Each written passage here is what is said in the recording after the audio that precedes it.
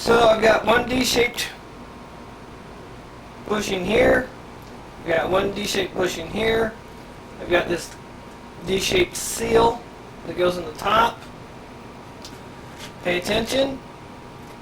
My round blob of silicone almost always goes into the shallow housing. So I'm going to start to set everything in place.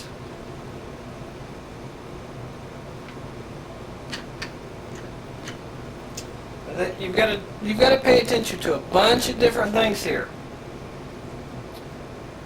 This D-shaped bushing has to be in the right spot.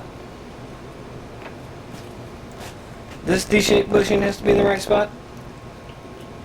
The top seal has to be in the right spot. This plastic bushing here has to go into the right spot. And then on top of it all, you've got these spring-loaded fingers that are trying to keep everything from lining up. So you slightly have to compress that spring to get the fingers to go ahead and slide in position.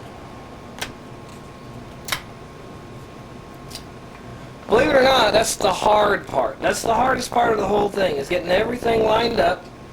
You want to double check your seal up here. You want to double check your seal that it's in the correct spot. You got your brass bushing, D-shaped bushing is in its groove. You've got this plastic bushing here in its groove, and your little fingers are both pointing into where the limit switch is going to be. Once this is all back together, you're now just waiting on the JB Weld or whatever epoxy you chose to use in your plastic gear to harden. So that's where we're going to stop, and we'll wait until tomorrow. Okay, we're back. JB Weld is dry, so this gear is now pretty solid, mounted to this shaft. I'm going to have to put this together pretty quick because I think I'm running out of tape. Got a nice clean gear here. Spring washer. Remember that kind of curves upward like a gull, a seagull or something, the wings of a seagull, if that helps you remember.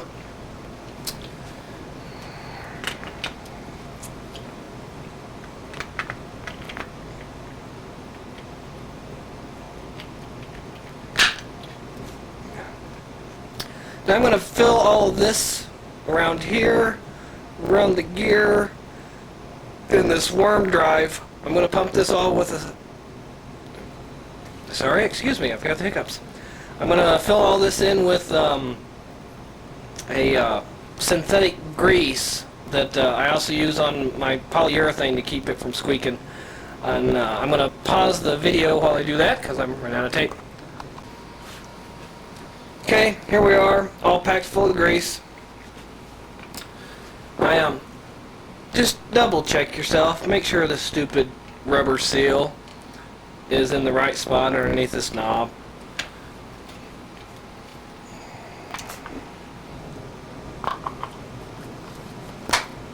Put that back together. Next thing I'm going to do is I'm going to put screws and nuts through all the holes where I drilled out all the rivets.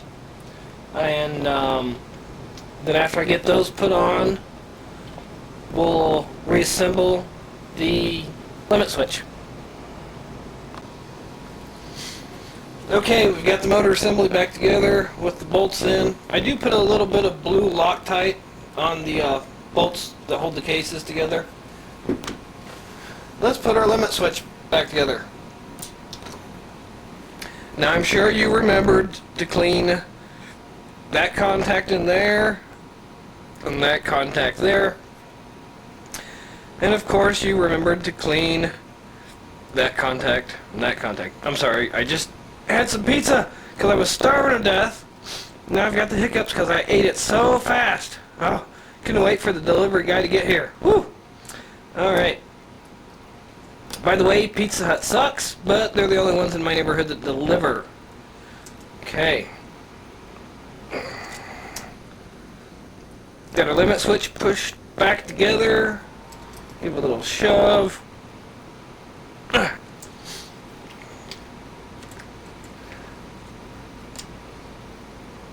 Pop it back into the motor. Little rubber bushing to seal it. Put your cover back on. Your screw. This is something I do. I learned this a long time ago on the plastic dash or plastic center console frame, and also on the center dash portion. Set your screw in the hole. If I could get my nut driver on it. Turn the screw backwards. Turn it counterclockwise.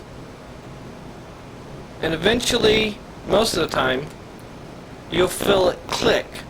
When that click happens, the threads on the screw line up with the threads that have already been cut into the housing. Now start tightening the screw in. Because otherwise, you're cutting new threads, running the possibility of either stripping the hole out or cracking the hole because you're forcing the screw into 20-year-old plastic. I've seen a lot of the center console skeletons and a lot of the radio bezels stripped out because people don't know to do this. Especially if it had an aftermarket radio put in it by, like, whoever it was, your radio people, like Best Buy, Circuit City, whatever. I don't hate to say name names, but they don't know this trick. So, I'm about ready to run out of tape. So, motor's back together. We'll see what happens. Thanks. Bye.